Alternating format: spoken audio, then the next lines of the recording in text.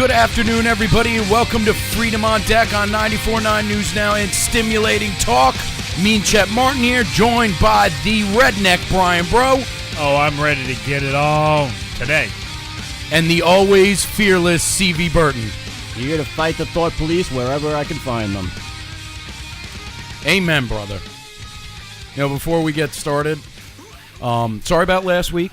That was not my fault, but my son almost went to the hospital, so that's what happened there. Family first. Family first. So last week was a no-show for Freedom on Deck. First time for me ever, by the way, in, I don't know, going on close to 3 years now. But also, all the gentlemen sitting here with me, all the gentlemen out there listening, happy Father's Day.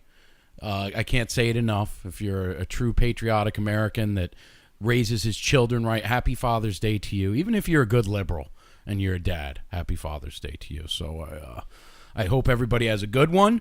Enjoy your time with your children and make it count for sure. Well, gentlemen, we had the IG report come out, and it was to do with the Clinton email probe, and we got some of the Trump texts. The report called Comey insubordinate. You know, said that, but said that the FBI did not behave partisanly here. No, not at all.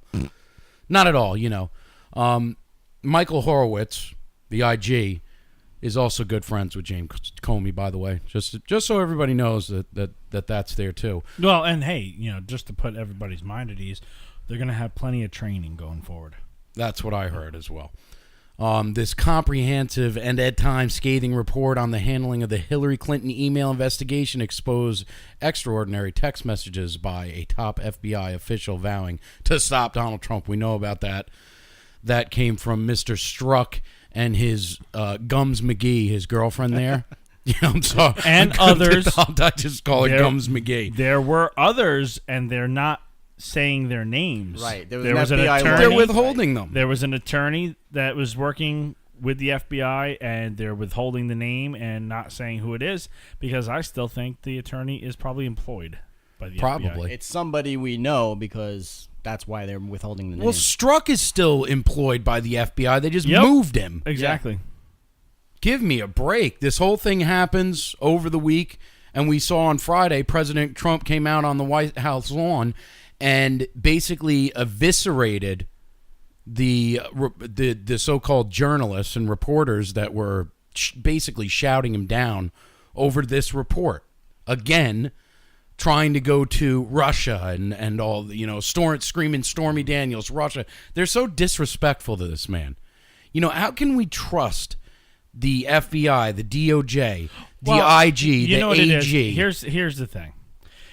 Stormy Daniels, that whole thing, regardless of whether he was with that woman or not, the whole 9 yards, that whole thing is being paid for and propagated by Soros and company and Clintons and everything else to take away what they already know is coming down the pike, and that is this report, that is this Russia investigation that is nothing.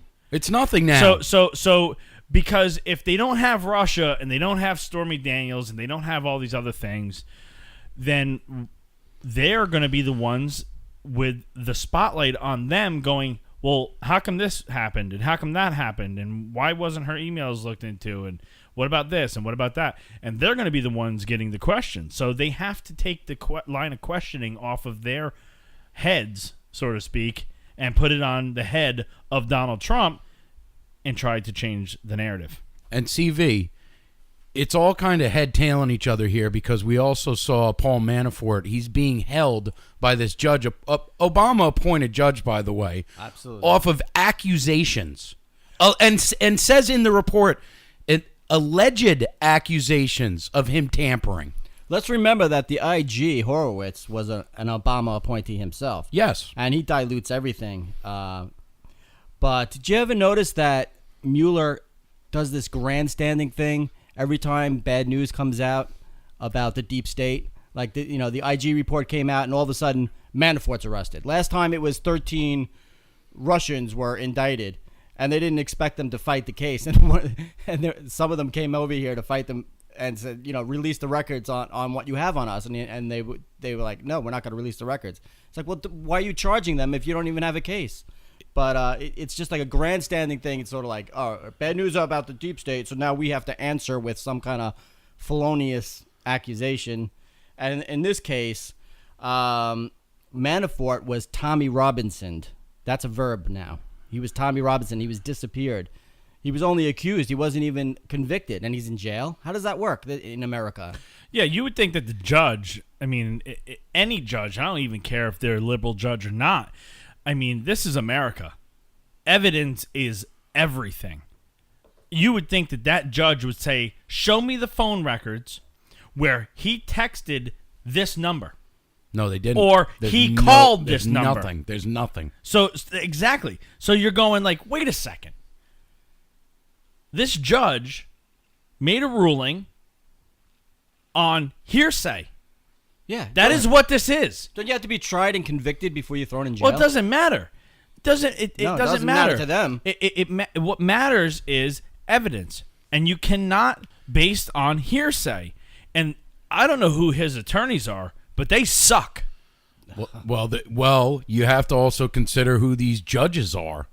The judge, like I said, was an Obama appointee. This is a problem not only in the government. It's through our justice. Everything's stacked against anybody that was aligned with President Trump at all. And that's the only reason they're going after him. Let's be honest. Remember we said last time that what happens in UK is going to come over here? Well, it came over here a little quicker than we thought. Yeah. And Deputy Attorney General Sally Yates, I don't know if you guys saw this, but she revealed that the DOJ instructed federal investigators to hold back on an open probe in Clinton Foundation in 2016, according to the Department of Justice Inspector General report. So that was also in there. And in this document, the FBI was investigating the Clintons' charitable organization ahead of the election. Contrary to reports that the DOJ did not open a probe into the Clinton Foundation. So the Clintons have been protected the whole way through this thing. You're never going to see her brought to justice, ever. Ever. I'm convinced of it. It's just not going to happen. You can't bring her to justice and hold this lady's feet to the fire without Barack Obama and company being held and having their feet held to the fire. If you charge her, you're going to have to charge him. Or if you charge her, she's going to bring down him. Without a doubt. She'll bring everybody down with her. I think it's great. That's why I think they should charge her. Well, yeah, bring of course. Everybody down. But they said that about 150. It was 150 representatives that they're saying could be affected if Hillary Clinton was to be brought down. Well, yeah, of course, because they've been cheating and lying for 8 years. Well, probably going back longer than that, but at least we know during the Obama administration they were running around like a bunch of, I don't know what you call it, Satanists, doing whatever the hell they wanted to do. Yeah. I can't come up with a better terminology than that, but that's the way I feel about it. I think you're right. I think they are Satanists. But I think if she doesn't die from what's ever ailing her first, I think they're going to get her on something. Her crimes are so vast and go back so far. Why is she wrapped up like a mummy right now, on another note? Why? She makes these appearances promoting the book or talking badly about us and our president and how can you vote for him, this and that. And it looks like she's wrapped up. It looks like she has a back brace on. It does. It's terrible. But listen, she's a pillar of excellence. That's all. Maybe another shoe will fly off. The next shoes to drop in the Clinton scandals. But I just want to say today is going to be a great program. We have Dr. Zuhdi Jasser coming on a little later. Everybody knows who Zuhdi Jasser is, I'm assuming. You've seen him on Sean Hannity plenty of times. We have Matt Moneymaker. If you're a Sasquatch fan from Finding Bigfoot, Matt's coming by for a little while. And then later on, we have Christian Saucier. He is suing the Obama administration, James Comey, and all that. But next up, we're going to be talking about Tommy Robinson. He's put in jail, heavily Muslim population. This guy's going to die. Come back to Freedom on Deck.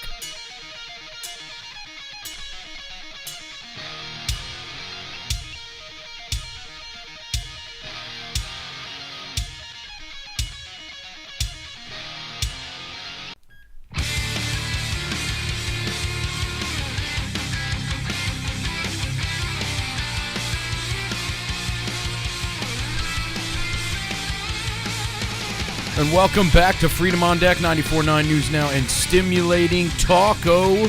Like us on Facebook, follow us on Twitter, sign up to our BitChute channel, sign up to our YouTube channel. You can hear all the archives, and over the past few weeks, we've been doing a midweek podcast, which is called FOD Shorts.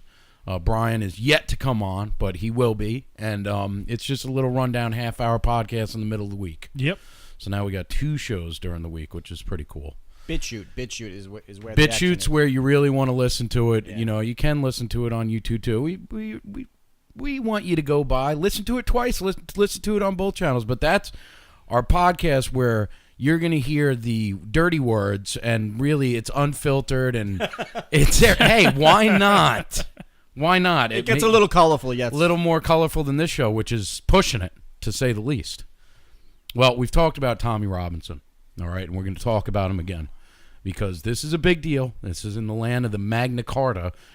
Journalist Tommy Robinson, who has received countless death threats, of course, for reporting on Muslim rape gangs in the UK. He was reporting about these Muslim groomers and he was set up outside of the courts when it was happening, there was a blackout on it, has been moved to a prison with a heavily Muslim population. Author Raheem Kassam, Breitbart editor, tweeted the news. Tommy's human rights are being violated as he was moved to the new UK prison last night without warning or reason. He is now in a very heavily Muslim-populated prison. And these are Muslim gangs, by the way, guys. These are the same folks that he's reporting on, by the way, just so we understand. Sources told Kassam the decision to move Tommy from a relatively safe prison to a highly unsafe one was made by Sajid Javid, Britain's new Home Secretary. Now, CV, why would they move him to this prison?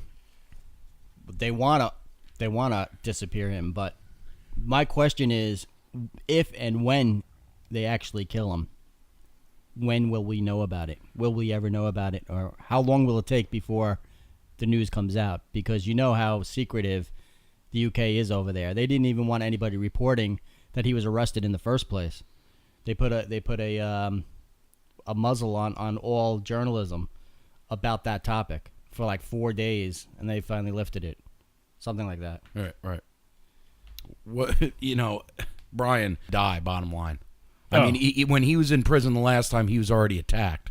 Now, like I said, he's in this prison with the very gangs, and they are Muslim gangs over there, a lot like we talk about with MS-13 here, that are going to get a hold of this guy because he is not being protected. They put him in general population, by the way. Well, listen, the fact that what was it? It was Britain's what is he?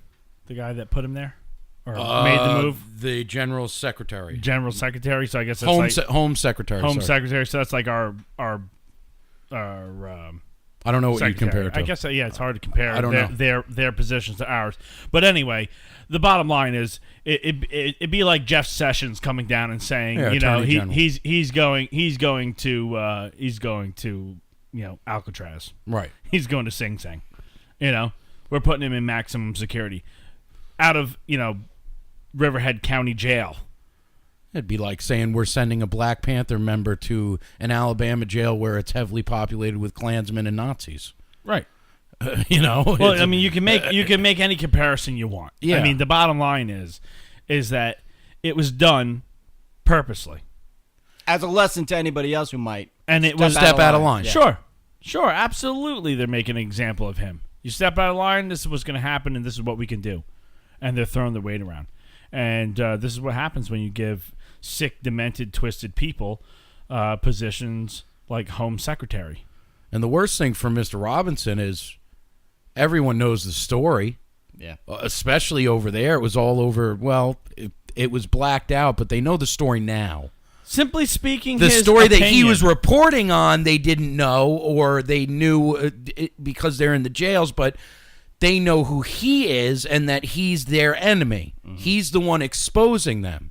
Right. So, of course, they're going to kill him. And when he drops the soap in the shower, he's going to be shanked. Absolutely.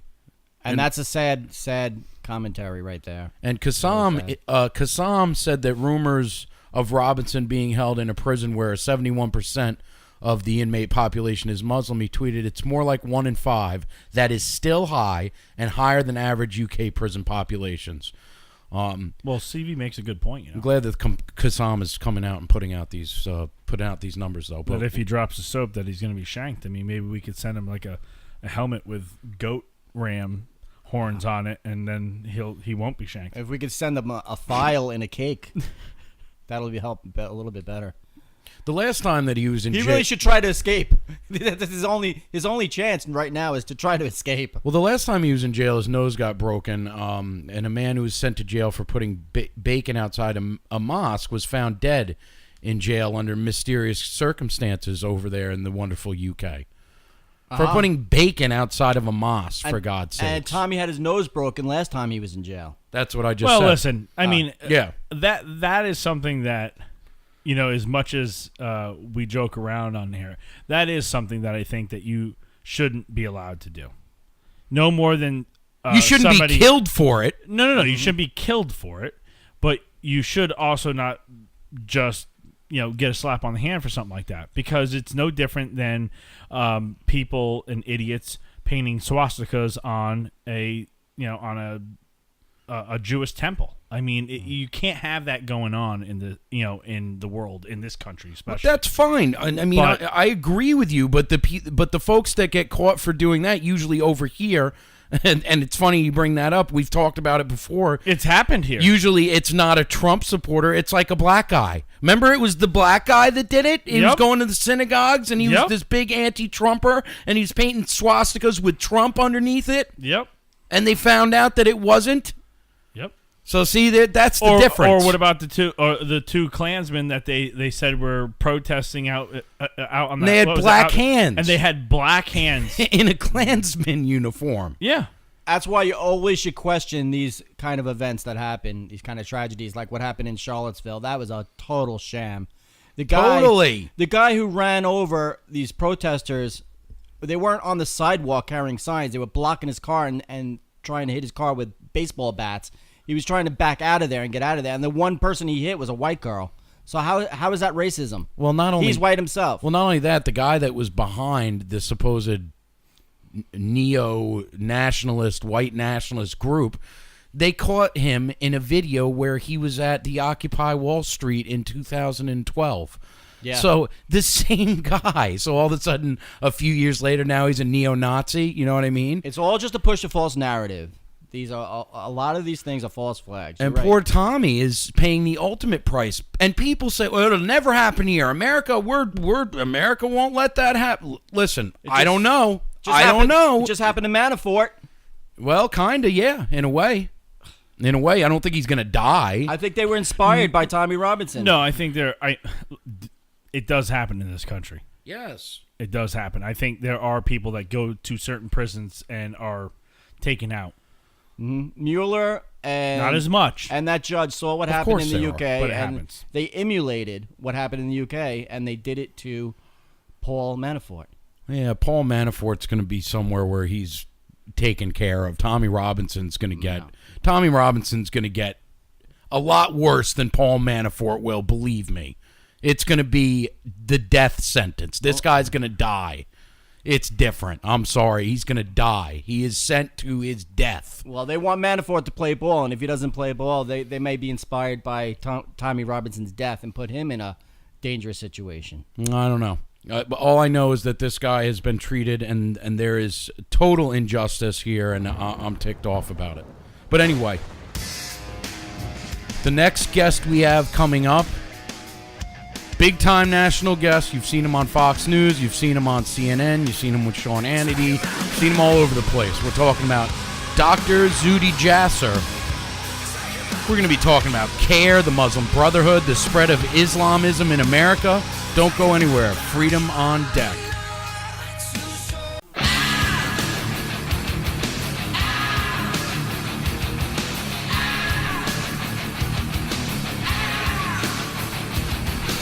And welcome back to Freedom on Deck on 94.9 News Now and Stimulating Talk, WJJF on your FM dial. Connecticut, Long Island, and Rhode Island, you're rocking with the best.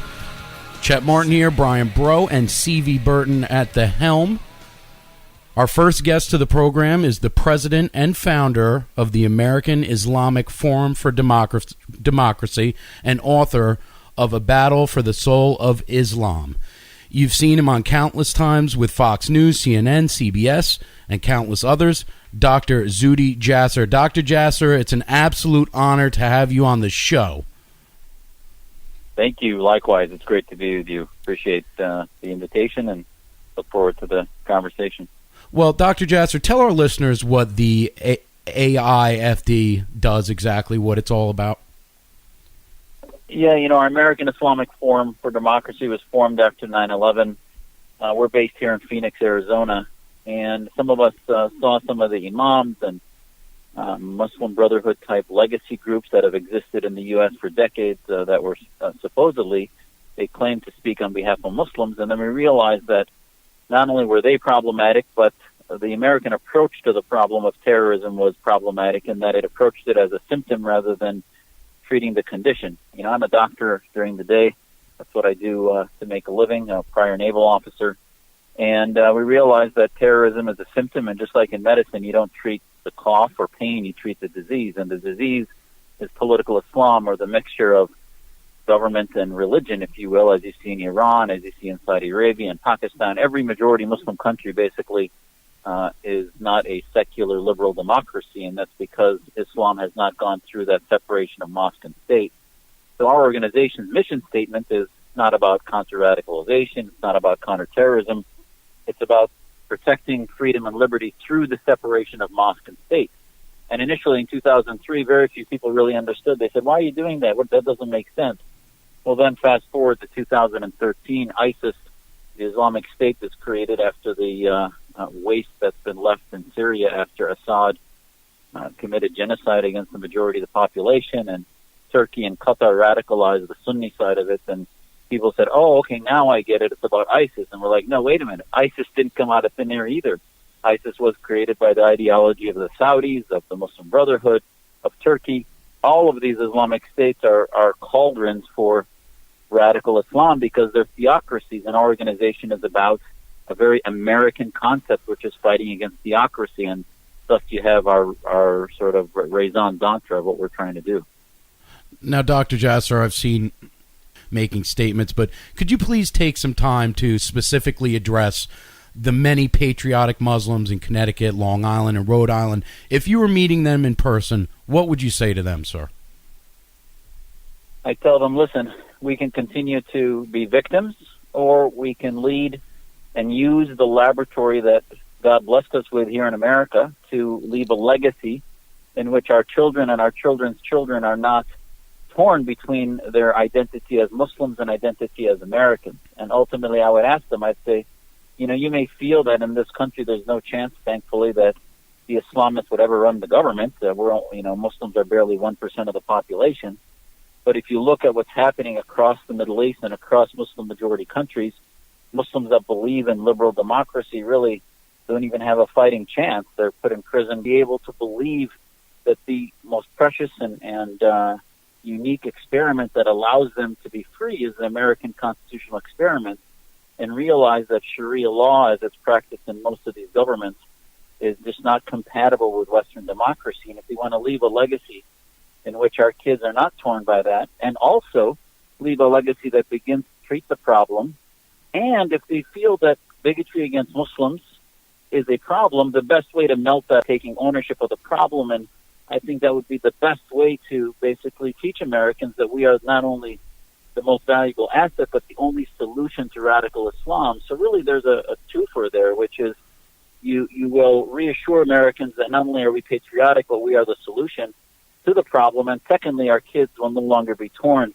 by Islamist identity, which is never compatible with Americanism, and American constitutional identity, which gives us freedom. Now, Dr. Jasser, political Islam or Islamism has certainly infiltrated our government, but how deep does it go? Yeah, so I think that's probably the most important question. It's just like in the Cold War, we were not just fighting the Soviets, we were fighting communism. And nobody said it when we realized that the Soviets were the biggest threat to American security. Nobody said, well, Chinese communism is okay, Italian Communist Party is fine, or Central American Cuban communism is fine, or South American, whatever it is. We realized that those are all drinking from the same collectivist socialist trough. Similarly, when we're fighting against ISIS, Al-Qaeda, the Khomeinis of Iran, those are all extreme versions of political Islam or theocratic Islamic State identity. So ultimately, Islamism will have its advocates not only in their country's governments abroad, but domestically, folks who feel that Western secular democracy that separates church and state and has governments like ours that have an establishment clause are an anathema to being Muslim. And it's important that we realize that Islamists who really look at government in the world as being either Islamic or those that are non-Islamic as being the enemy or the land of war, as they divide the world into the land of Islam and the land of war, then those who are here are really the Islamist movements trying to either shrink American influence into the Middle East so that we no longer influence their ascendancy across Middle Eastern countries, or they're basically trying to advance their ideas. I mean, look at the biggest mosque right now today in America is one on Maryland. It's a Turkish Diyanet mosque that is a state-funded mosque of spreading the Islamist ideology of Turkey. So it's amazing to me that not more Muslims have rejected these foreign outposts of Islamist identity being built in our name, supposedly as places of religious practice, but actually are political identifying organizations that have sermons and other things that are not about being pro-American and advancing liberty, but rather about advancing political Islam. So similarly, within government, you can often have folks at Homeland Security, even inside the White House or elsewhere, that would be Islamists that are trying to shape American policy to allow, as we saw under the Obama administration, the ascendancy of the Muslim Brotherhood in Egypt, the ascendancy of Wahhabis in Saudi Arabia, the ascendancy, as we saw under the Obama administration, of Khomeinis in Iran. You know, it's not a coincidence that the Iranian-American Council had a huge influence on the ascendancy of that Iran deal in which we handed them $150 billion. We basically allowed them to continue to spread havoc across the Middle East with terrorism through Hezbollah, with the genocide in Syria. Those Islamists at the Northern Iranian American Council really had a huge influence on the Obama policy. So that's the problem with Islamists in America. They are not part of American security, but rather are in many ways insurgents working against this country. Dr. Jasser, speaking of the Obama administration's policies, how do you feel about the controversial policy of spying on mosques? Yeah, so, the word spying I would never support. Spying implies sort of inappropriate tapping of private lines and things like that. However, let's talk about what I supported in 2011 in my testimony to Peter King's Homeland Security Committee, and then I testified again to the Senate in 2013. I said, listen, mosques are public places. And just as you have police that at a granular level may police and walk the beats where different gangs may hang out at delicatessens and different businesses, they hang out in those areas and on a granular level get to know the community and get to know where groups hang out, and they may fit in different businesses and be part of the conversation there, some undercover, some openly. That is appropriate granular police work. Similarly, it is appropriate for the NYPD, the LAPD, other cities to have granular police work where they map out mosques, map out areas that Islamists may hang out in public places. So our mosques are public places. I would defy anyone to, even the most radicals, to ask you if they would not allow anybody to walk in on a mosque. And they would tell you, yeah, because they're seeking converts, they're seeking public exposure. So if you let anybody come in, you would say, well, wait a minute, there's going to be Muslims that are part of the police force anyway. So are they not supposed to be looking out for problems? And these are not private businesses per se, but they should be religious public establishments that are open to scrutiny. Their sermons should be our public information. So I would say, it is beyond incredulous that mosques say that anything that's open to public, I mean, for example, a sermon in my mosque in Scottsdale in 2014 targeted me and for 15 minutes laid out that I was supposedly one of the biggest enemies to the not only locality, but nobody said I didn't have a right to do that. It was a public sermon, etc. So, this is the problem when they talk about spying. Yeah, I think illegal wiretaps that aren't taken through the appropriate channels should never be done. Mm-hmm. But public places, it is absurd for the ACLU and the Muslim Student Association, we are being illegally monitored, when in fact police all the time, when they're following gangs, following individuals, will often be monitoring things that are totally public domain. Dr. Jasser, we've got a few minutes left with you, and I'm going to kind of make this one of the last questions. In our higher learning institutions such as UConn, we have CARE making somewhat of a propagandist movement, even to the point where someone like Linda Sarsour is brought in to speak to the kids attending UConn. How dangerous is CARE, and what do you know about them? Well, the CARE, the Council on American Islamic Relations, which I call the Council for American Islamic Radicalization, which is a more appropriate way to term them, are part of the Muslim Brotherhood legacy groups. They were evolved in the 90s out of initially an organization called the Islamic Association for Palestine, that then found that they had a very small constituency with that name and broadened it to CARE in 1996. The FBI documents that were officially court record in the Holy Land Foundation trial in 2008 that led to the conviction of 6 board members for funneling money to Hamas ultimately proved that they were part of the network of Hamas operatives in the United States that came here in the 80s and 90s. And CARE operatives have been overheard and interviewed in papers talking about wanting to Islamize the United States and bring an Islamist mindset here. There have been very strong supporters of the Brotherhood. And you don't have to take my word for it. See if you can ever find them quoted criticizing Hamas by name, criticizing Hezbollah by name.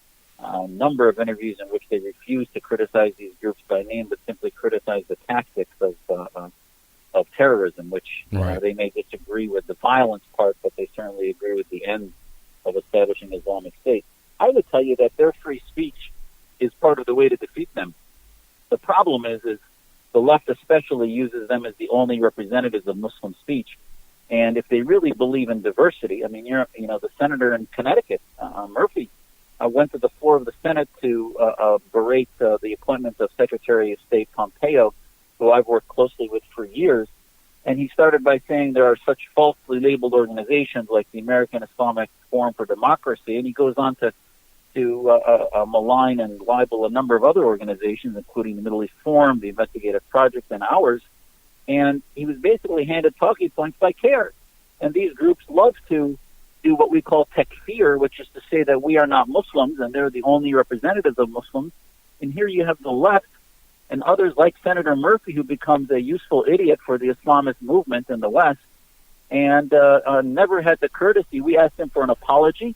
We basically sent a number of press releases and letters to his staff saying, listen, if you believe in diversity, approach us, have a conversation with me and other and feminists and others in our Muslim reform movement, because if you believe in diversity, it's not just skin color diversity or ethnic diversity, it should be ideological diversity.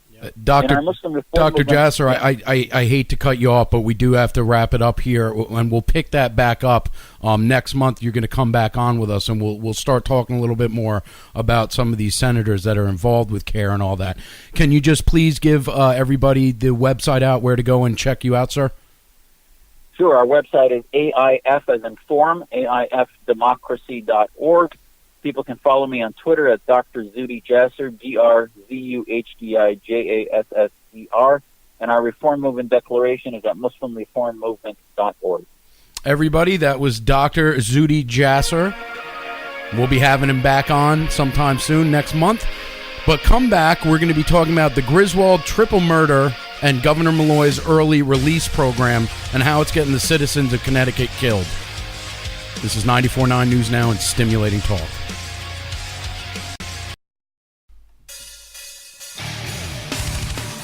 Welcome back to Freedom on Deck, 94.9 News Now and Stimulating Talk. You are rocking with the best, of course, on 94.9 News Now and Stimulating Talk. Connecticut, Long Island, and Rhode Island.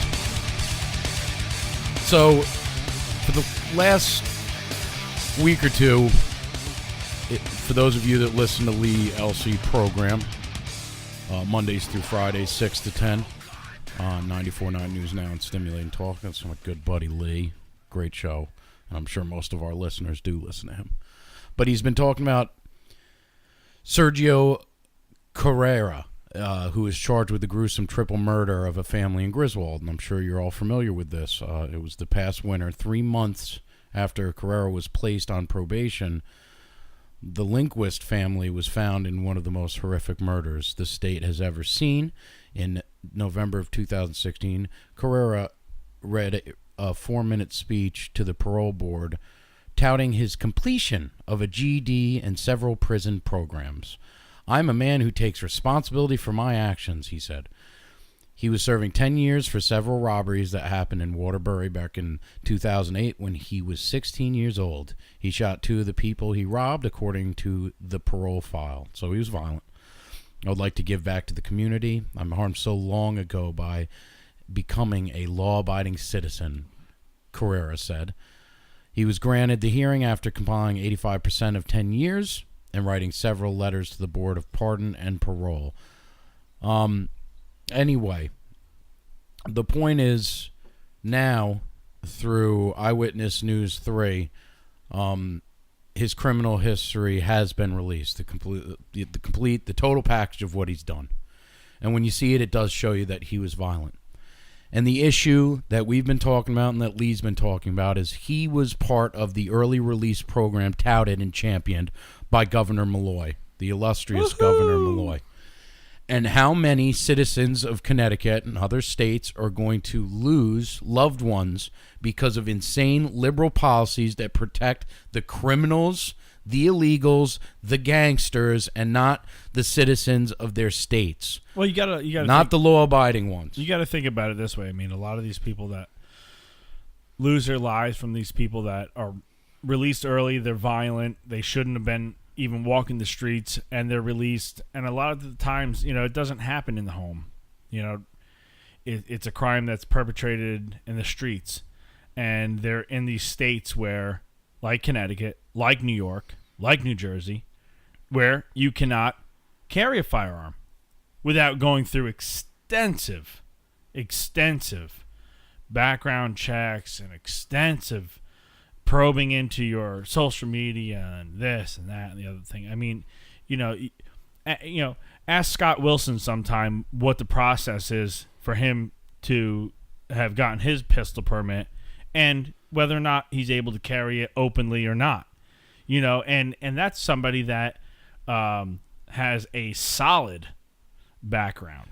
No, I understand what you're saying. I really don't want to go down the rabbit hole. I'm not going down that rabbit hole. I'm just simply saying that the only way that you're going to stop people from becoming victims in states like Connecticut, when you have a moron like Malloy that is perpetuating a program that is dangerous to the people and the citizens of New York, of Connecticut. No, you have a great point. The only way you're going to stop that is either you vote him out this November, Connecticut. No, he's not running. Or whatever. Or you vote somebody in that isn't a moron like him. Okay? Because you have that chance now. A Republican, preferably. Okay? And then you turn around the horrible, horrible gun laws in your state, and you start to fix things. And you roll back these early release programs and things like that. Listen, why are people getting out early?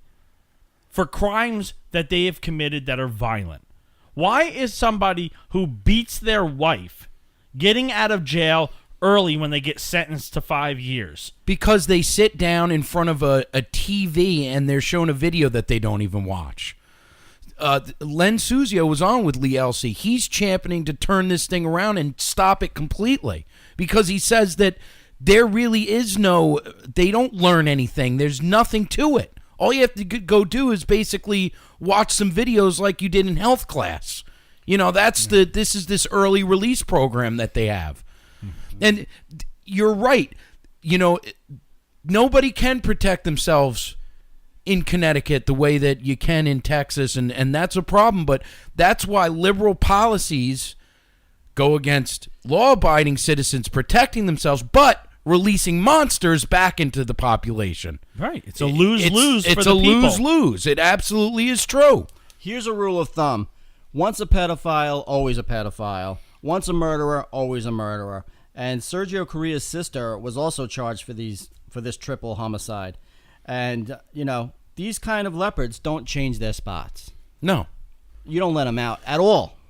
No, and when he came out from this earlier release program, supposedly he was involved with drugs, and that's how he got into the house. He was the son's friend. Yep. Got in there, and that's how this triple murder occurred. Robbery gone awry or whatever. But killed them in the most horrific way. Who cares? Because something, you hear this, a robbery gone awry. No, it's not a robbery gone awry. I know. It didn't go awry. No. Because I don't know too many people that would kill somebody over a robbery. Exactly. I mean, even if they were stupid enough to steal or break into someone's house, they wouldn't kill somebody. And murder runs in his family, so it's in their DNA. It's just his sister was involved. It just happened. It just has to do with culture. It has to do with character. It has to do with a person's heart, man, their inner soul, who they are as a person. Well, now that this information came out about his crimes, that's why I'm bringing it up this week, is because why is someone who's violent and has shot people, and that's in their records, why are they even considered for this early release program?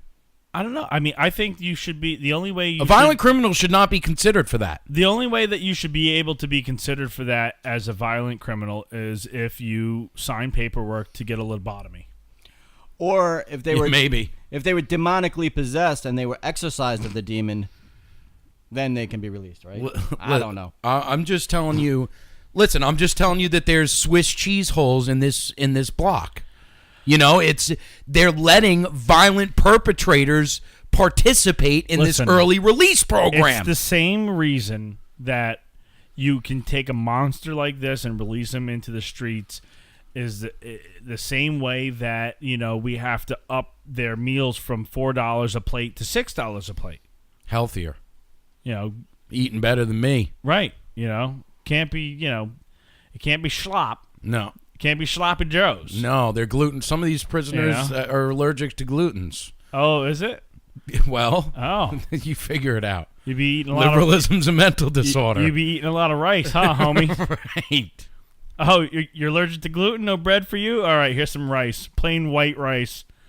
Nothing on it. No salt and pepper. No. That's it. No. Or they get a nice halal meal. Well, they're getting that too, man. The Muslim ones are. But anyway, come back to Freedom on Deck because we have the wonderful Matt Moneymaker from Finding Bigfoot coming on the program. And he's going to be talking about all things Sasquatch, the BFRO, the end of Finding Bigfoot. I was sad. I love Finding Bigfoot. But come back to Freedom on Deck. Matt Moneymaker on the bill.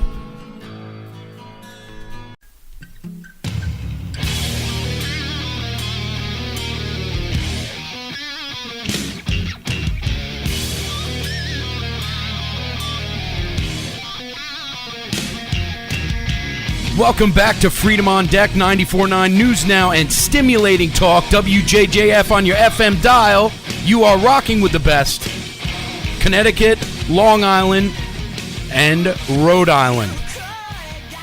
We started bringing on some of the members of the BFRO about a year and a half ago. And recently we had Ron Bowles on, and in with talking to Ron and some of the other folks at the BFRO, I was able to get in contact with our next guest.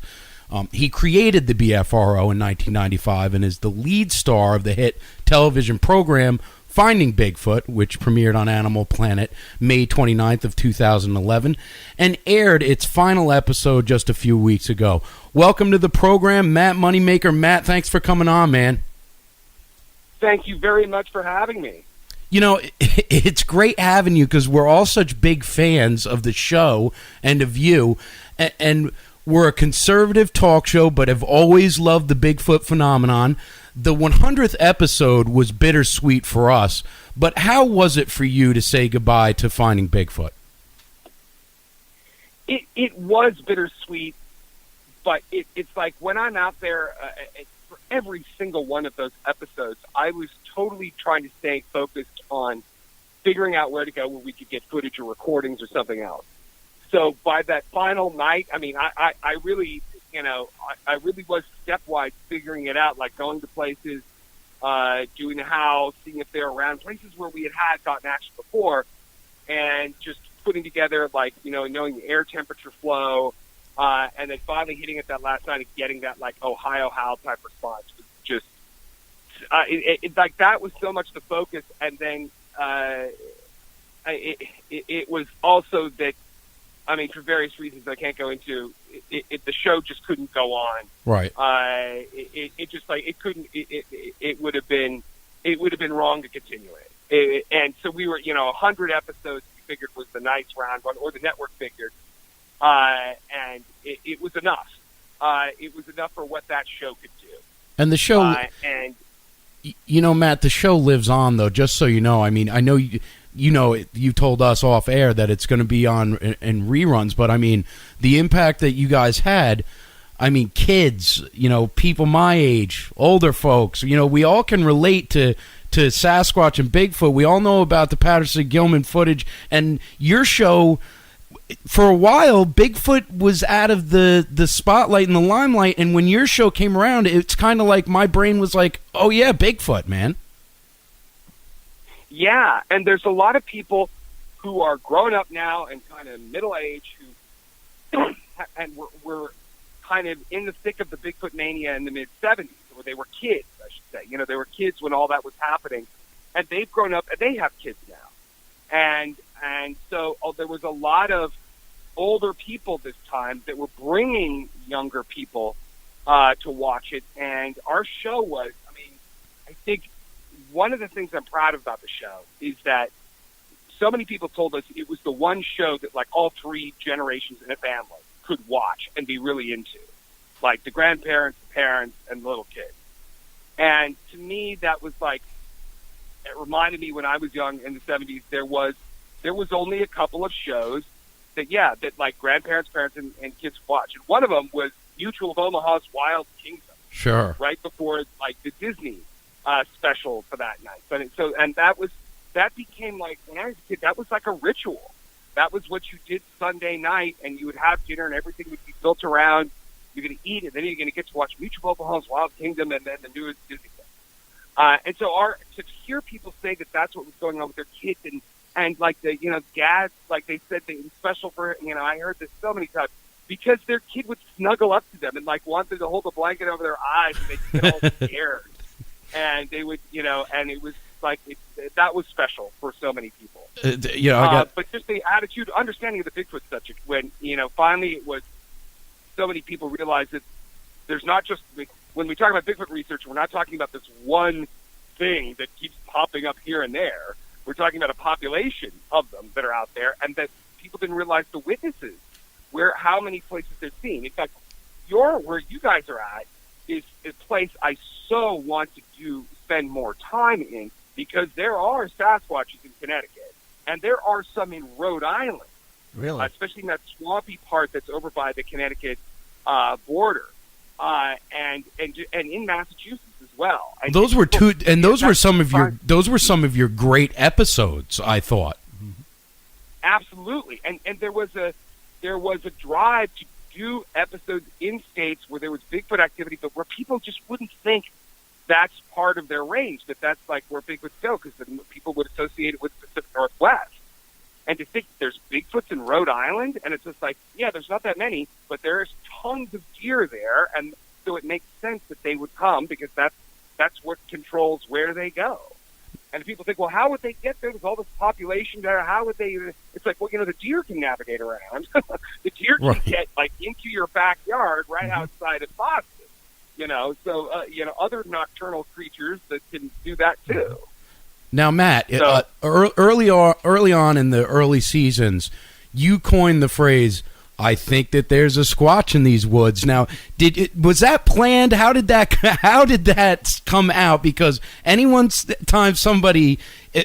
I've been out with someone in the woods, like my friend will come out and bust that out, and I get a laugh because, isn't that kind of being part of the pop culture? Like you said this phrase that everybody knows. Oh, yeah. Did that just come out? Was that planned or what? No, it was very spontaneous. We were, it's always the thrill for me of going from, we're looking at reports and we're plotting locations on a map. And then I'm looking at, topographics and aerial photos and putting all of these things together and saying, boom, okay, this is a place where if we make sounds that are loud enough, they'll go up this canyon, that canyon, whatever, and this is where they're probably radiating out of, they're probably going back and just kind of mapping it out, figuring it out. And it's the thrill. Like for me, I would take people on expeditions, and I would do this. We sit down a planet. A lot of the people there just have faith that I know what I'm doing, but most of the people are like, oh yeah, they're saying all this stuff. Like, how could you put all this together and figure out where some are going to be? And then you're there, and you do that, and they respond. And that is, to me, I don't know, that is really just a tremendous fulfillment, because the odds are so against you. I mean, you're doing it from data and from experience and understanding geography and how Sasquatches operate and what they like and what they don't like. So that place was, when I said that line, that was a place, should I say it? Yeah, because it's so big. It's not like it's a reserve up by Helen, Georgia. Smith Gall, it's called. Okay. And we got in a private, wilderness forest tract, and we got permission to be in there because we get a permit. And it was the sightings we knew were up the very top part of the Chattahoochee, like the upper Chattahoochee, which comes out of the mountains right there. And we figured, okay, there's snow up there. What's to stop them from coming down there? This is the place they want to be. So we go back in there. I look where the ridge line, where the sound, because it's all about where the acoustics, how, getting to a place where the sound will carry the furthest. And we're up there and we're doing it. And of course, we're with a crew that isn't into Bigfoot. And, production company network, it's like, they're all hooked on just like, they think it's, fun to watch us going around doing this. Right. And so we're early in the series, and we're trying to prove it to them. Like, we're thinking, okay, it's going to be a game changer once they realize that we're not crazy and that Bigfoots are really there, and we could get them on camera, and it could be a really, really big deal, bigger than the show already is. And so the pressure's on, and we do some knocks, and do a couple houses, do a couple knocks, and we're waiting and waiting, which is one thing the crew hated, and the producers are just like, because they're paying everybody, hourly, and so they want the production to happen every second. Right. And I didn't like it when we're just sitting and waiting around, but that's what you got to do. When you're really going after something, sometimes you're waiting. And so I finally heard what I thought was a knock coming, and then I did another knock, and then I got it again. Yeah. And it's louder, and I'm like, those are knocks, and they're approaching. And then finally a third time, and it was definite, and then I knew. And that's why I was so happy, and that's what I said, I do think there's a Squatch in these That was great. It was a great line. We're going to show them all, Yeah. Now, in the 100th episode, Renee's walking with Cliff Barrickman, and all of a sudden she hears somebody say, "Hey." Now, what do you think that was? I mean, because a lot of I don't know if it was you or Bobo that said they're known to mimic humans, and what else would say "hey" in the woods? And Renee is a non-believer in Sasquatch. She's a skeptical scientist. What do you think that was there? You know what? I don't know. I don't know. I don't know if that was a Sasquatch. Consider the potential that that ghosts are real, right? Which they really are, and sometimes people hear sounds they make either in their head or actually audibly. So you got to consider that you're in a place. This is near the coast. This is where a lot of Indians lived and died, and miners and stuff. And yeah, it could be literally a ghost encounter. The reason why I'm thinking I would lean almost towards that than a Sasquatch, I mean, what's weighing toward it being is because Cliff pulled out his thermal and he looked around in the direction that she thought it was coming from, and there was no warm object. Hey, but Matt. there was brush. There was a lot of stuff there. On the positive side, they wisely went to. I figured Bobo and I should go upslope because the sounds would carry further and get over to where the other place I knew Sasquatches were at. And Renee and Cliff decided to go lower, and that may have been the better move because they went down, and then there was elk around. There was a lot of elk. Okay. And that's where, Sasquatches follow herds of elk, where there's elk, and it's usually deer. So I'm like, okay, they're down by the elk, and they heard something go, hey. And the only crossover I had was, and Cliff had mentioned it, Cliff wasn't there, or Bobo mentioned it when we heard them say that, because we've been to places before where people have heard Sasquatches seeming to imitate humans, and they go, hey-ya! And they do that in places where there's people on horseback moving around cattle and stuff, and they're screaming out, hey-ya! So it's almost like mimicking. Matt, when you think about, what are the loudest sounds they hear, loudest shouts or whatever, hey would be one of them. Sure. And hear people, say sure, out loud. absolutely. Matt, I have a quick question. The Patterson-Gimlin film, to me, is absolute proof that Sasquatch exists. In the last episode, that Hollywood special effects producer was able to marry 4 different copies of that film to make a high-resolution image. Can he do that for the whole film? Yes. And I think he can, and he likes to do that, and I think he's kind of in the process for doing that. But, stuff like that, it's like it requires money. He's not a professor at a university. He can't get a grant for it. So he has to find somebody to raise funds to do it. He hasn't asked, it's not that people would automatically come to me if they wanted to raise funds for it, because with something like this, it should be able to sell itself.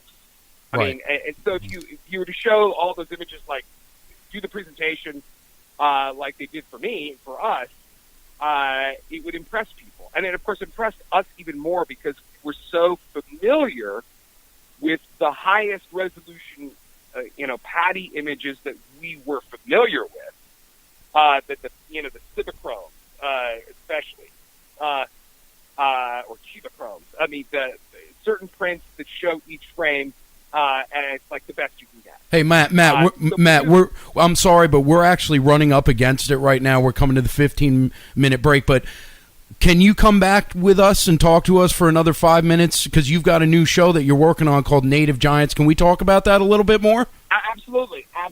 Okay, everybody, come back to Freedom on Deck. We've got Matt Moneymaker from Finding Bigfoot, the creator of the BFRO, and he's going to be talking about his new show that he's working on, Native Giants. It's going to be a big deal, no pun intended. Come back to Freedom on Deck.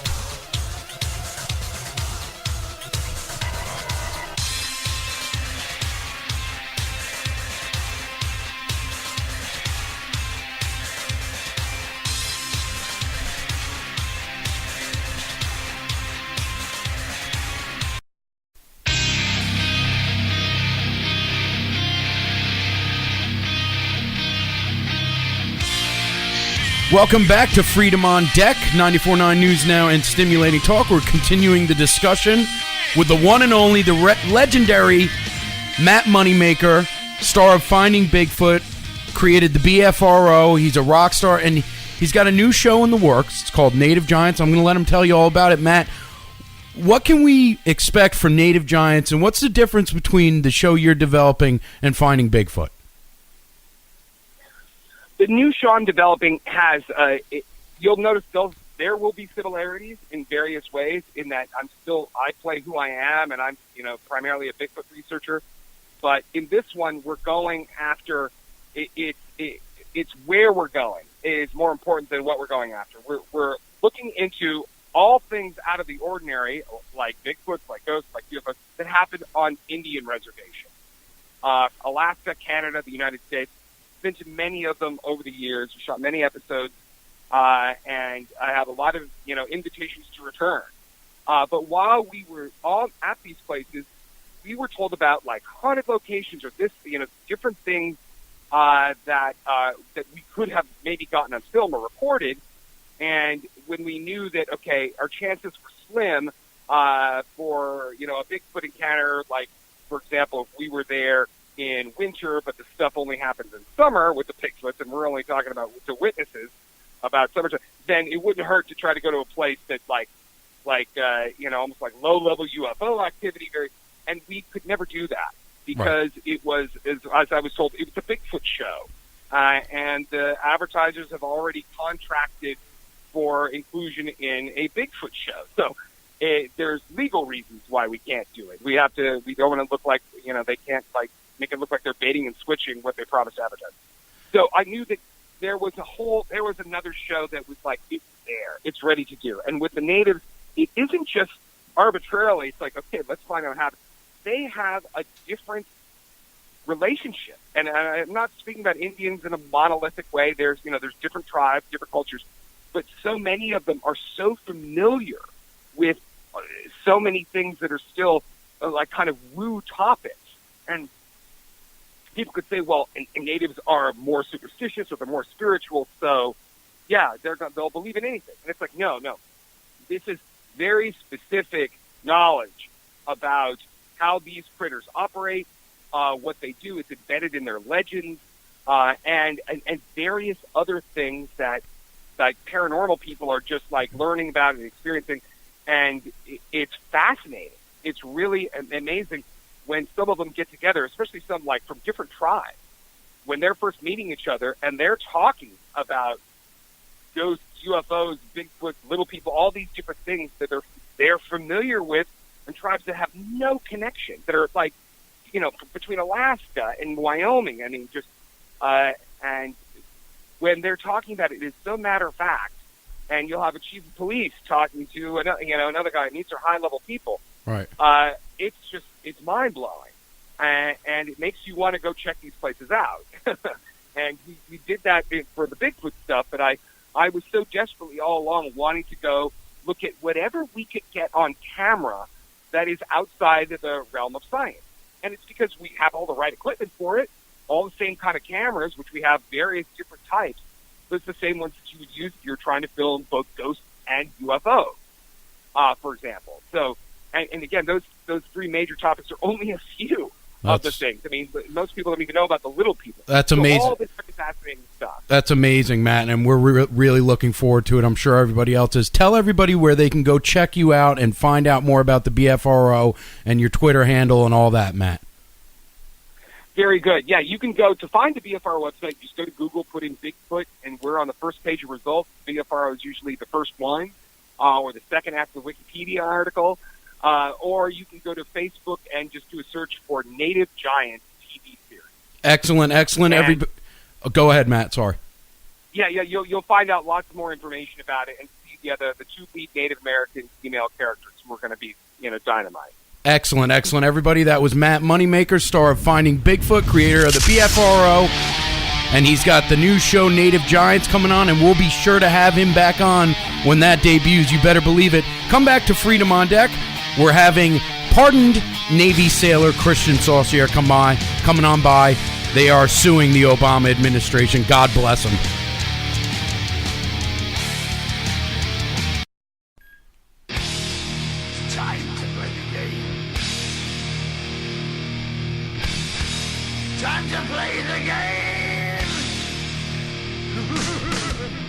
Welcome back to FOD, Freedom on Deck, 94.9 News Now and Stimulating Talk. Go like us on Facebook, follow us on Twitter, subscribe to our BitChute channel, subscribe to our YouTube channel. BitChute channel. BitChute. Said that. Listen, you got to go check out our midweek podcast, man. It is totally... rough, rugged, and raw. It's rough, rugged, and raw. It's the gloves are off. It really is what it is. It's raw. It's damaging. It takes out the libs the way that they should be taken out. But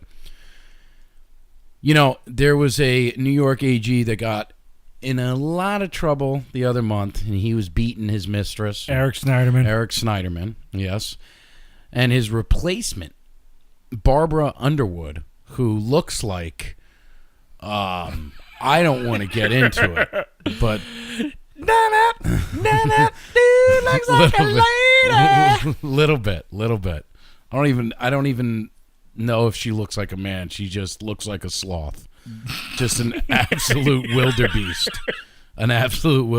But anyway, she's suing President Donald Trump and 3 of his adult children and their charitable foundation Thursday, claiming a pattern of persistent illegal contact for more than over a decade. Underwood said that Donald J. Trump Foundation engaged in extensive unlawful political coordination with the Trump presidential campaign.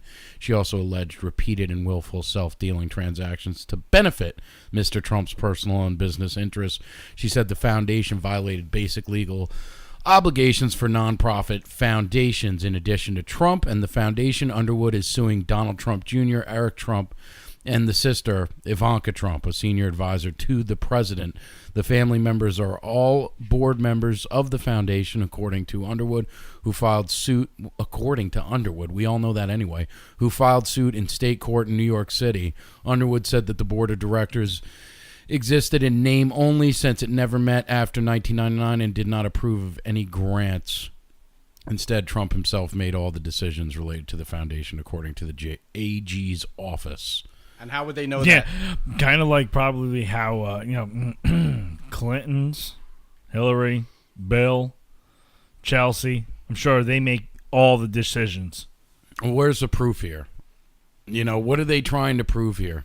Well, hey, listen, Donald Trump came out, he, obviously in his normal way of tweeting, and he basically said, look, this is sleazy New York trash, politics and politicians coming out and, coming after me. And he said it was $18.8 million that the charity took in, and they paid out $19.2 million. Right. Where is there this, putting money in your pocket, so to speak, that she's talking about? It's not much disparity here either, because I believe it was the Clinton Foundation that took millions and millions from the Haitian hurricane victims. Not a word. And a lot of that money went towards Chelsea Clinton's wedding that the poor victims of the Haitian hurricane paid for. Ask any Haitian American what they think of the Clinton Foundation and the Clintons, and they'll tell you point blank what they did. And how many millions went into the Clinton Foundation from Uranium One? How many millions? I don't know. How about from Saudi Arabia or any of the other Middle Eastern countries that have given her money? Yeah. Listen, that is a money laundering scam. Of course, the Clinton Foundation. Okay, and nobody says a thing about it. Nobody does a thing about it. She could mishandle classified information. Nobody does anything. She could launder money through that foundation of theirs. Nobody says nothing. Donald Trump takes in $18.8 million into his charity, pays out $19.2, and they're trying to bring some sort of frivolous lawsuit. She has people killed, and don't tell me she doesn't. Don't tell me that she doesn't. Just a couple recently. Just a few recently, or Hollywood pals that she maybe was involved with. And what? There's just like a body count for her. And there's a law that says you have to meet with your board ever so often. Well, I mean, who's on the board of the Trump Foundation? His 2 sons, his 2 daughters, and they meet every day at Trump's business. They work together. They see each other all the time. Why do they need a board meeting? Listen, it's just another example of the Democrats grabbing at straws. They don't have anything. That's all. They don't have anything. The Russian thing's gone. The collusion doesn't exist. So now they're like, what can we come up with? Well, let's charge the Trump organization, the Trump Foundation, with something. Yesterday morning, it's just what they're doing. Yesterday morning, my cousin, he put up a picture of a largemouth bass that he caught out on the lake fishing early in the morning. I told him, with a mouth like that, Name it Stormy Daniels. Oh, we just went With there. a mouth that big, name it Stormy Daniels. He thought it was a good one. Speaking of which, she's gone nowhere. I thought she used that it. whole thing went nowhere. Stormy Daniels, where's that now? Or she's stripping at some strip in Vegas or something like that. And her lawyer, trash. and then Come her on, lawyer, man. her lawyer who was on CNN like something like 73 times in a month. A month they had him on over 70 times. Was out in Sag Harbor. I'm sorry, Sag Harbor with Christy Brinkley like 3 weeks after this whole story broke. Then they found out that he had domestic violence charges on him a few years back. Oh, You know? did he? Yeah, yeah. Oh, he's Yeah. a Me Too'er? He's a Me Too'er. Oh. Me Too movement. Aren't they all Yeah. coming forward? Oh, nice. So if So he's Stormy, right up there with Harvey Weinstein. well, if Good guy. if Stormy Daniels is such a champion of women, well, why she got a lawyer like that? You know, like the question begs to be asked. But looking at this is going to go nowhere. And Brian's right. Trump made the best argument. Whatever was taken out was put in towards the And donations, then and then some. So you're going nowhere with this. But what they're trying to do, his approval ratings are through the roof right now. The economy is kicking tail right now. Jobs are up. Unemployment's down. Food stamp recipients down. ISIS on the run. Everybody's happy. Lowest jobless rate in 40 years. They have no one to run against him either. Nobody's running. What, Kamala Harris? What, she's the chosen one? She's going to take Donald Trump down in 2020? I don't think so. Not going to happen. Right. It was Savage. It was Savage that said Friday a camel from Harris has more of a chance than Kamala Harris does to beat Donald Trump. I'm sorry, I laughed. I couldn't help it. That was pretty good. A camel from Harris has more of a chance than Kamala Harris. Come on, you can't make that up. Where is Harris? I don't know where Harris is. That's true. What's Harris? Yeah. Man. But the point is, aren't they reaching for straws here? I mean, they really have nothing. It's just another manufactured narrative that's coming down the assembly line, where they've ran out of steam with Russia collusion, Stormy Daniels, and everything else, and they're just throwing everything at the wall that might stick, because basically the left-wing media is just nothing but the propaganda arm of the Democrat Party. Well, that's exactly right. And you know what? President Trump, man, he comes out swinging, and he has the ability. I've never seen anyone in politics be able to do this. He weathers the storm, and it goes away. He B-slaps them. He does B-slap them. They come out and he just smacks them right in their face, dude. Yeah. Like what? Like on the What'd White you House say? lawn. Smack. Shut up. And Sit down. Exactly. And like you said it, they don't have anything. And I got to tell you, it is kind of entertaining to watch them come out with new, allegations of whatever it is. It's the collusion, it's the Daniels, it's his charity, it's a this, it's a that. He did this, he said that.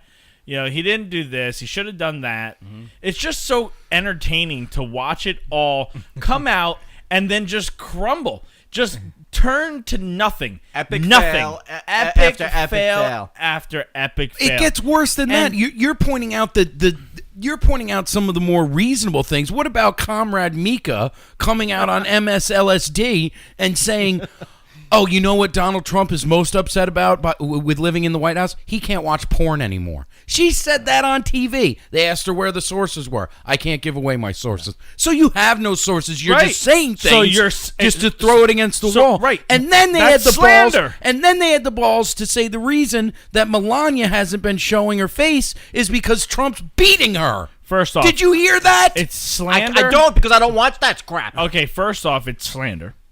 Second off, it's defamation of character, and he ought to sue. He should have his team on these cases. It's hard to do. As soon. No, it's not hard Because to do. he's a public figure. If they're saying this on live television, and it's recorded or whatever the deal is, if it's live or if it's recorded, it doesn't matter.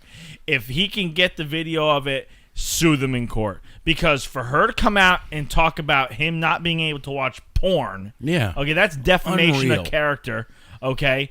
And the fact that she can't substantiate it, okay? Defamation of character. But there's so much defamation to of character. say that he's beating Melania is ridiculous. That was crazy. Okay, first off, there's Secret Service everywhere.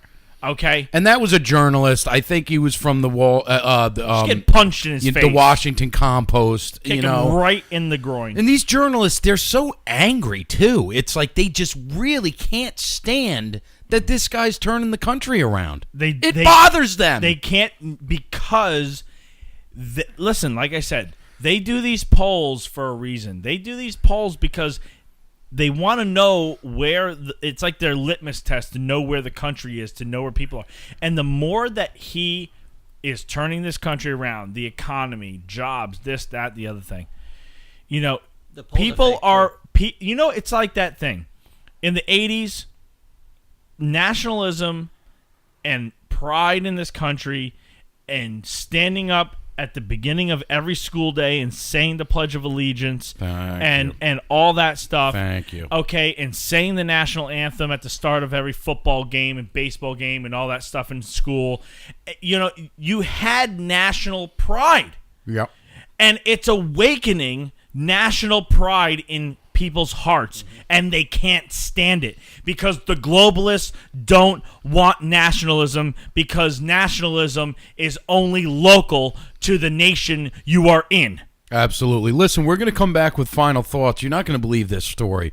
Over in wonderful Minnesota, Muslims go into a Red Lobster restaurant. They don't get their water in a half hour. They call CARE up, and guess what? CARE opens a lawsuit on Red Lobster saying that they violated their civil rights. This is what's happening in this country, and we need to get it together. We can go back to everything that we talked about with Dr. Jasser, but we need to get a hold of these left-wing, communist, subversive Islamic groups in America. Come back to Freedom on Deck.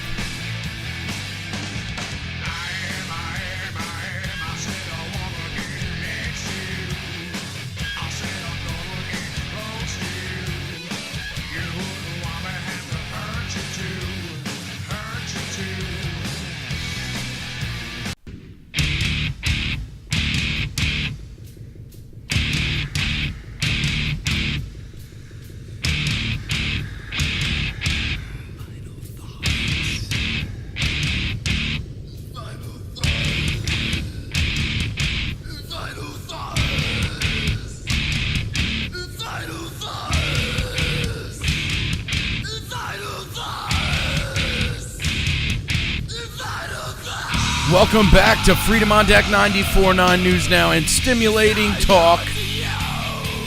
Chet Martin, Breault, CV Berton. Thanks for being with us on another Sunday.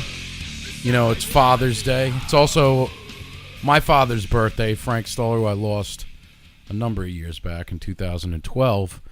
And I do miss him greatly. Me too. And I hope he's up there listening and applauding us. I know he would have been a big Trump backer if he was around now. I just know it. Yep. My old man would have loved this president. So, it's Father's Day. Enjoy your father. If you have him in your life, make sure you tell him you love him, because I wish every day that I could tell my father how much I love him. So make sure you do that. Okay? And also, I want to get the guests out before instead of late. We're going to have Doug Giles coming on. He's the founder of Clash Daily, and he's the author of Rules for Radical Christians.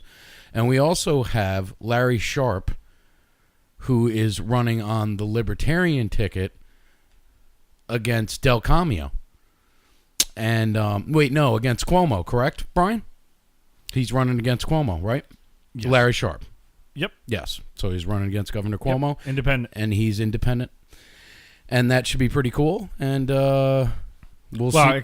I should say libertarian. Libertarian, yeah. Right. So we're excited for next week's show. It should be another good one. Doug Giles and Larry Sharp coming on the program. Well, listen, folks. Oh, God. Liberalism's a mental disorder. Guys, I couldn't believe this story when I saw it. So in Minnesota. There's a Red Lobster.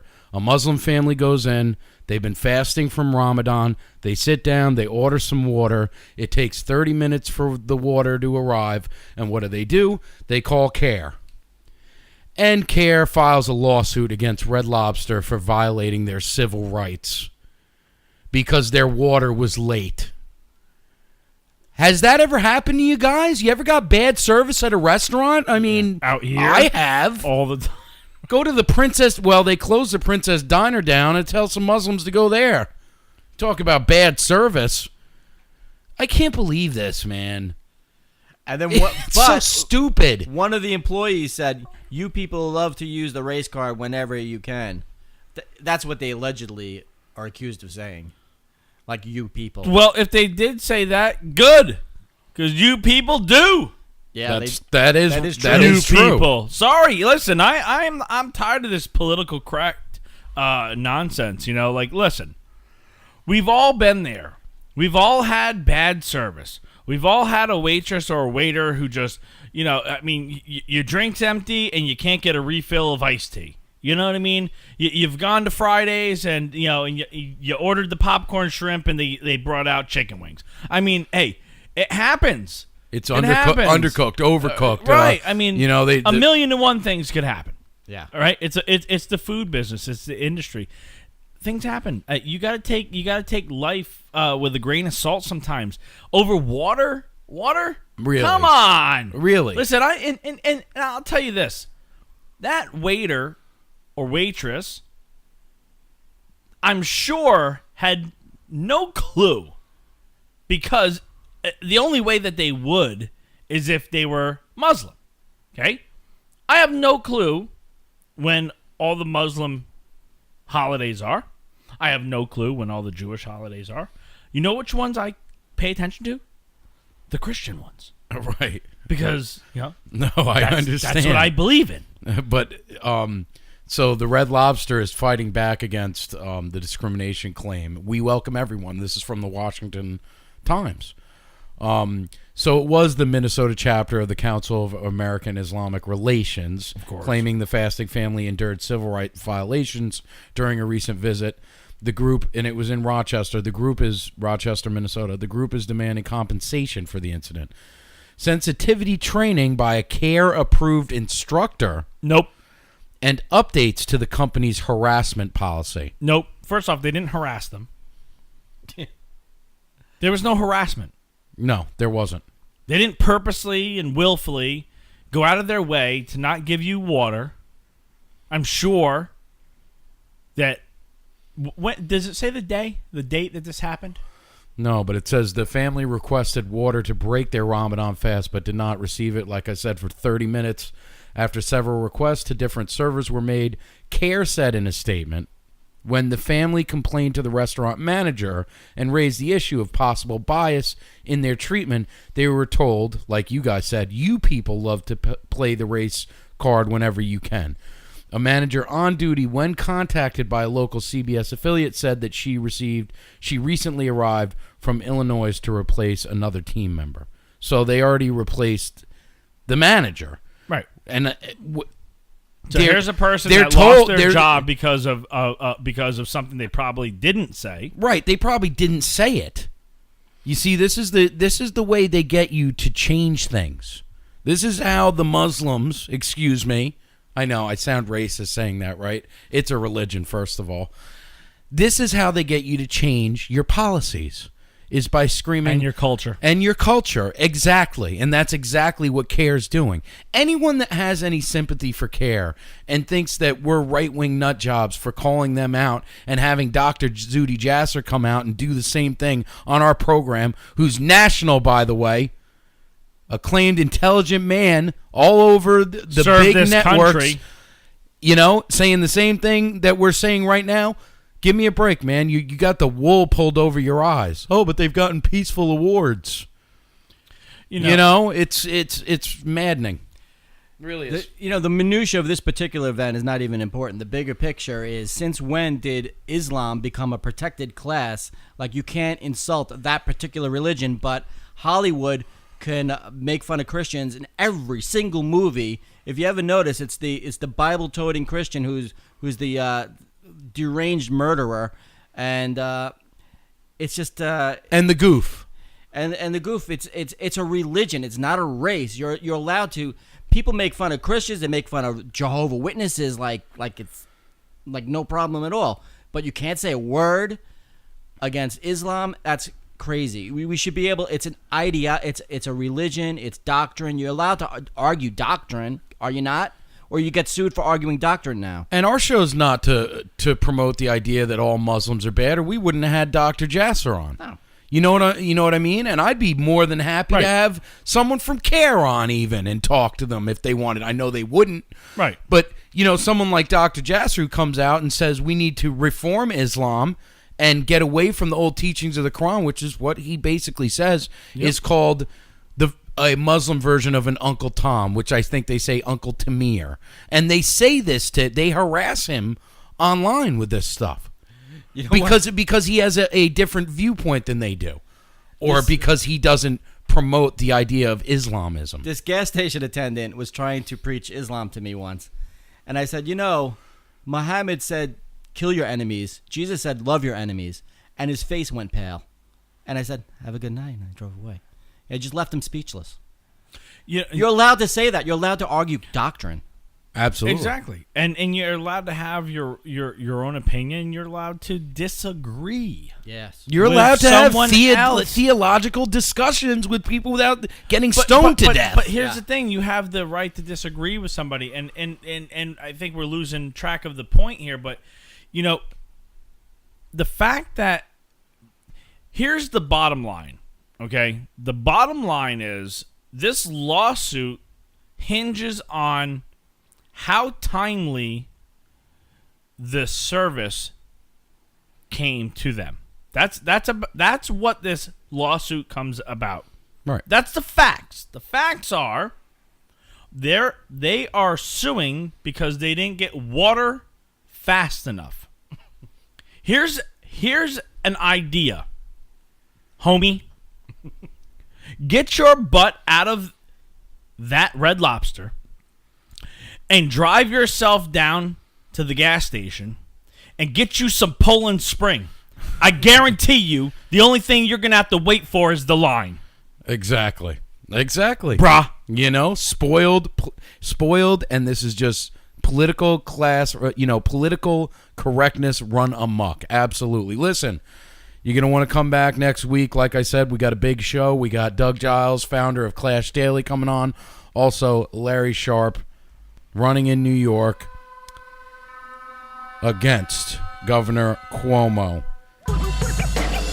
Thank you very much, everybody. Have a fantastic Father's Day. Remember to say that you love your father because I love you. I love mine. Frank Stoller. That's right. I love you, Dad. Come back to Freedom on Deck.